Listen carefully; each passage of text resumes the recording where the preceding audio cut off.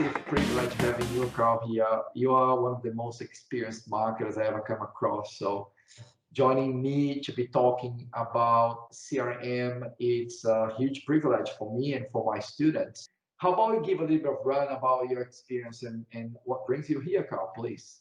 No problem. No, thank you for having me, Lucio. Yeah, as you said, I've been involved in marketing, predominantly in retail for a number of years. Just a bit of an overview of my career. I've worked at Myer for 13 years in different marketing and merchandise roles. I'll talk about when I first started involved in CRMs and one-to-one marketing. I was actually involved in the development of a program called Myer One, which was their loyalty program. So I was there on the ground floor when we actually developed that almost over 15 years ago.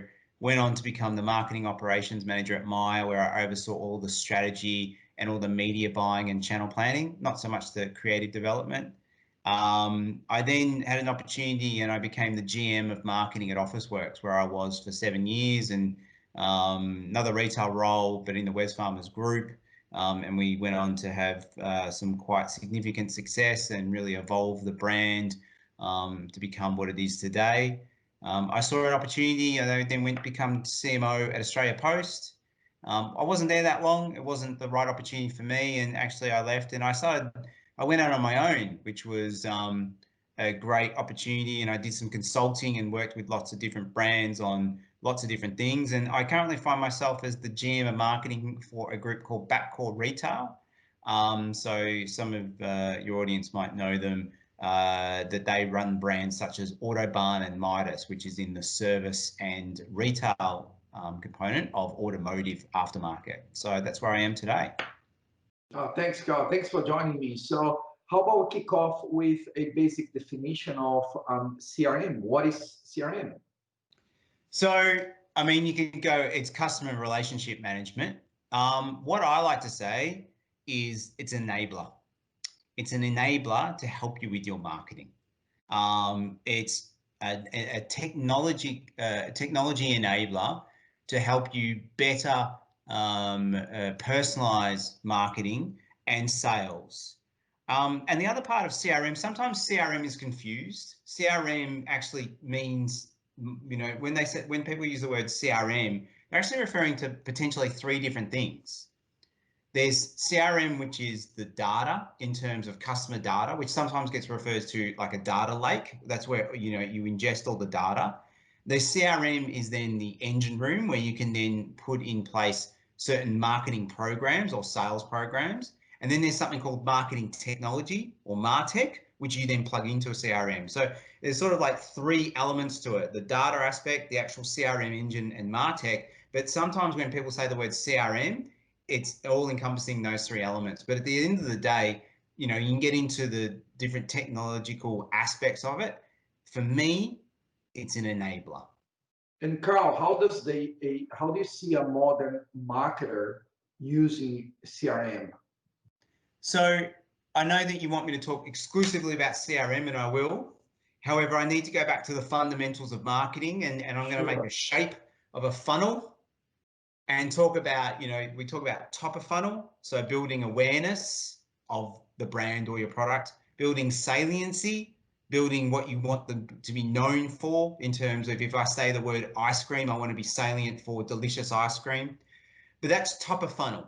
You don't really use a CRM for top of funnel. And then moving into consideration, not so much. But where a CRM really comes to the fore is when you're talking about middle and bottom of funnel.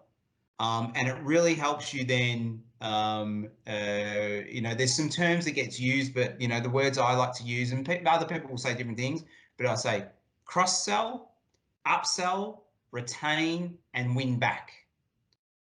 And ultimately, as part of that, I'll explain what I mean by those 4 aspects, but ultimately, a modern marketer within the, you know, the bottom of the funnel, the middle to the bottom of the funnel, can then do better one-to-one marketing or one-to-few marketing instead of just one-to-many marketing, which one-to-many usually you help for more top-of-funnel type aspects.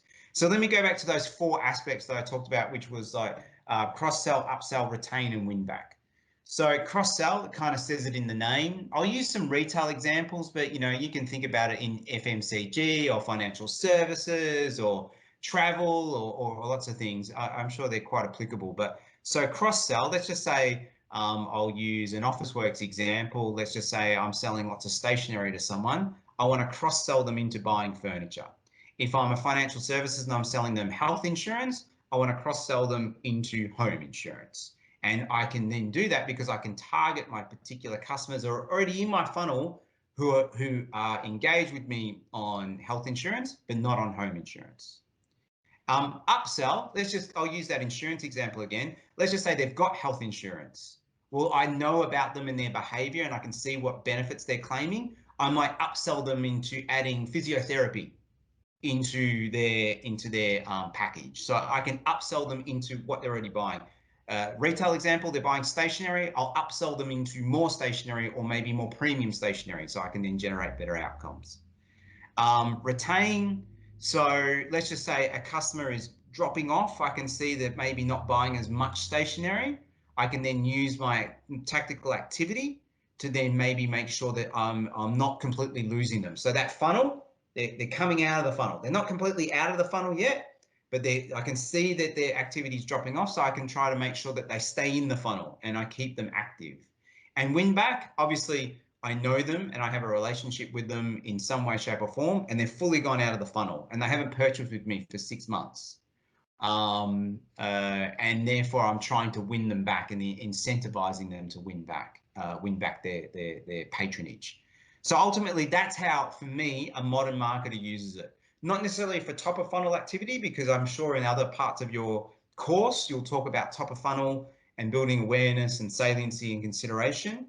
But for me, it's for a known customer. Once they've actually engaged with me in some way, shape or form, that I'm actually making sure they stay in the funnel. But the best part about doing that is a CRM helps me do it in a way that makes sure that I'm relevant to them and also providing utility to them in ways that actually are interest to them as opposed to what's interest to me. And I think that's a nice way now, Karl, if you don't mind, for us to talk about the utilization of CRMs for segmentation, for personalization, automation, because you just started already explaining, like just working across the cross-selling, upselling, retaining, and winning back. It is some sort of segmentation, little bit. Anyway, I'll leave to you because nobody's here to listen to me. Never listen to me out. It's your time. So I think the question, just to facilitate for you, is how do marketers use CRMs to segment, to personalize, and to automate? I think you picked up in terms of your question that there's multiple ways you can segment. But let's go back to what we're actually here to do. A CRM is an enabler to help achieve better commercial outcomes because that's what we're here to do as marketers. So therefore, how do we do that? Well, we make sure that we're more relevant and we're providing better utilization or better utility to our customers. Well, then it's like the 5 whys. Then why do we do that? Well, how do we then do that is then by making sure that we understand our customers better. Now, CRM helps us understand our customers better. So to go back to the specifics of your question, around segmentation, once I know the customer, I have the ability to then provide more personalized, more relevant and better utility because I know them better. Let's use some examples. I'll talk about, I was touching on segmentation around, well, you did in your question around cross-sell, upsell, retain, win back. That's segmentation based on behavior. So customer does X, I give them Y message or Y offer. So customer does Z, I give them A offer or B message. So therefore, I'm segmenting customers and my marketing tactics based on their behavior. Another way, once I know them from a CRM point of view, I can then understand and go to them based on demographics or not so much behavioral, but who they are. I'll use a retail and Officeworks example. It's quite a simplistic one. In Officeworks, we had B2B customers, buying for corporates and businesses, and we had B2C customers. Now I could then start to segment my messaging, and I'll come back. I want to come back to that point around messaging. I could segment my messaging around sending a B2B relevant offer or B2B relevant products to a B2B customer, and more B2C relevant products or B2C relevant offers to a B2C customer. So therefore based on their demographics and profiling. So I think what that then allows us to do, and I talked about this before, is that once I understand our customers better, instead of just going one to many, sometimes in CRM or in personalized marketing, that's called spray and pray. Yeah. Or the shotgun approach, just like, just putting everything out there and seeing what sticks. And sometimes you need to do that in terms of building top of funnel awareness and saliency. But at bottom and middle of the funnel, you want to be a bit more one to few. So it's about going to a segment. And the ultimate that sometimes that we all espouse to as marketers when we're talking about the bottom of funnel is one to one. So Lucio, we know you and you're wearing a white jumper. We know you like white jumpers. So therefore, we'll try and get you to buy more white jumpers. Or we know you already have a white jumper. We'll try and get you to buy a red jumper because we know you and understand you. So for me, it's the segmentation allows for more than just, personalizing based on, hi, Karl, in terms of the messaging.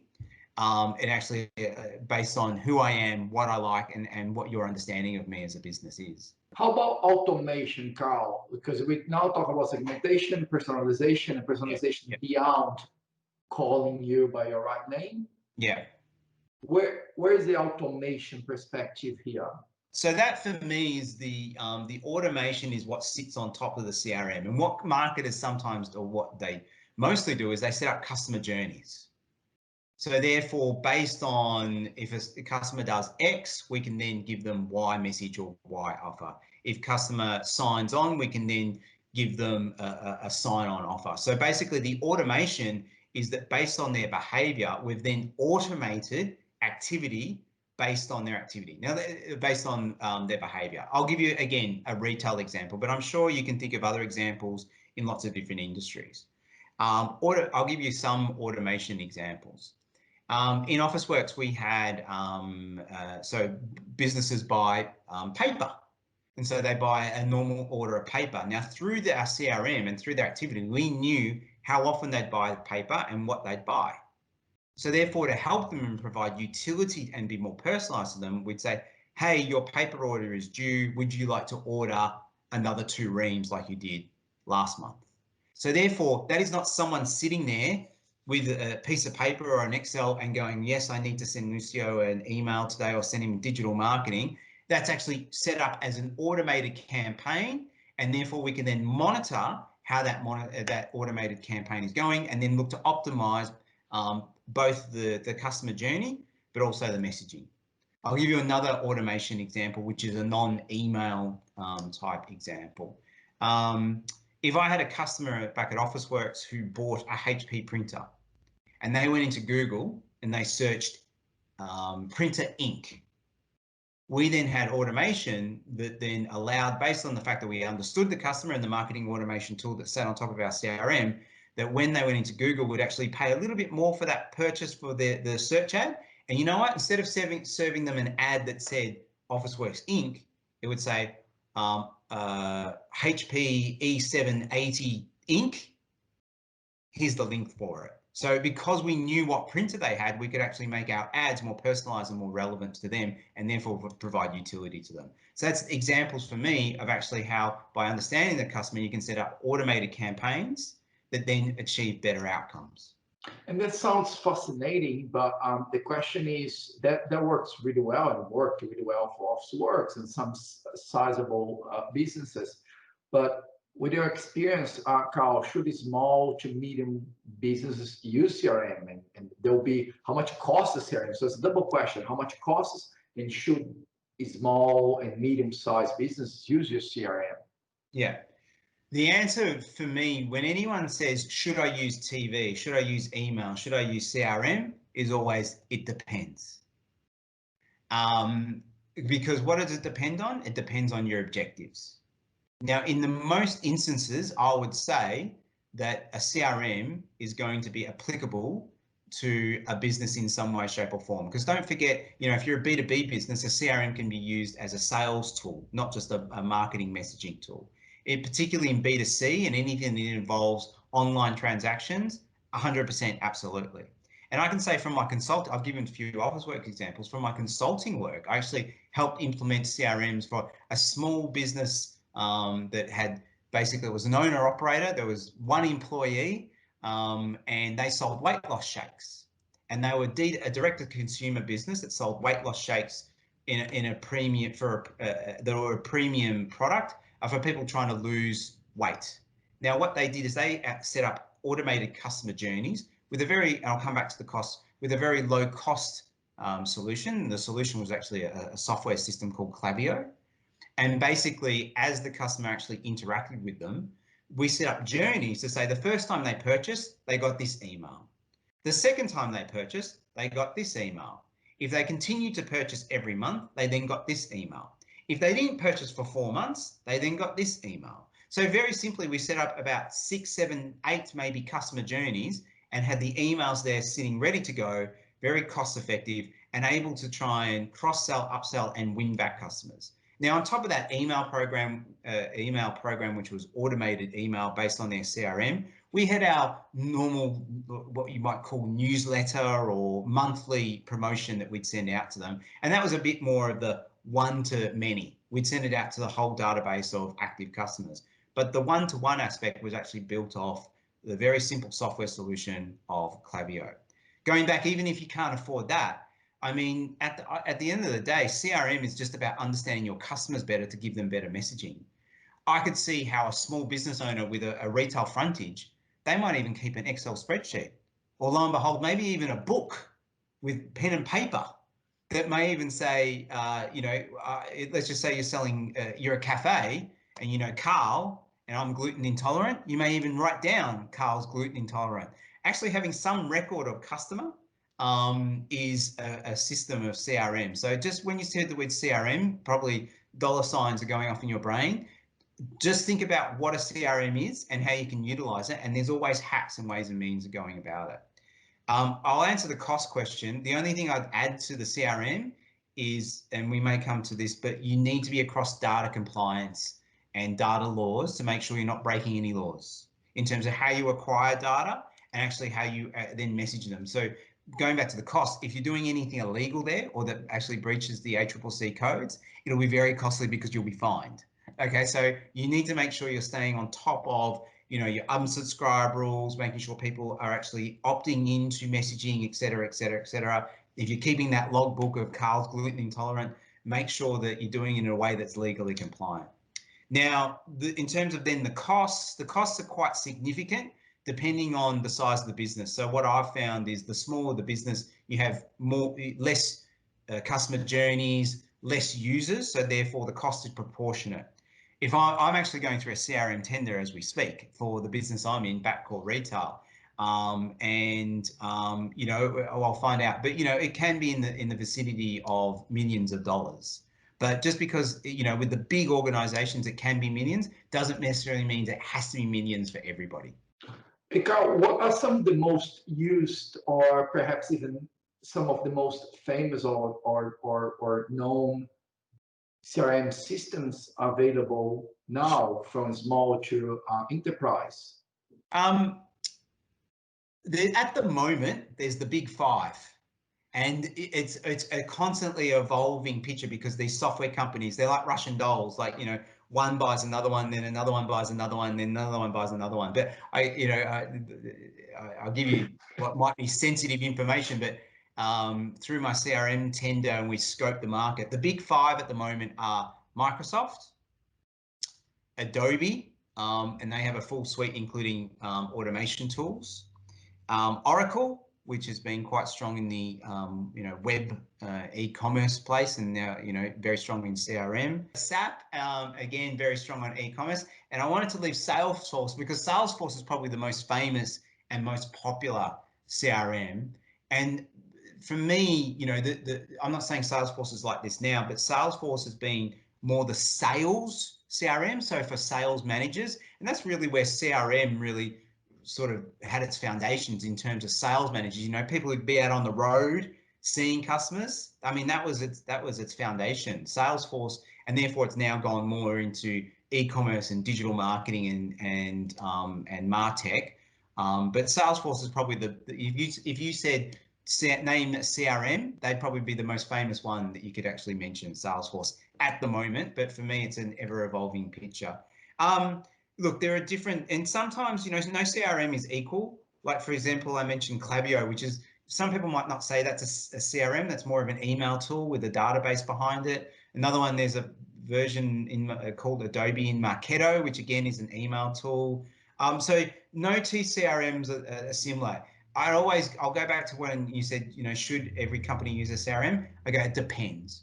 Really understand what you want it for. If you want it for B2B, investigate B2B CRMs. If you need it just for digital marketing, look at what CRMs do best on digital marketing. If it's more for email, and there's a lot out there, that have CRMs that are, for email, like really understand what you want it for, and then work out who's actually the most appropriate ones that you should speak to or investigate.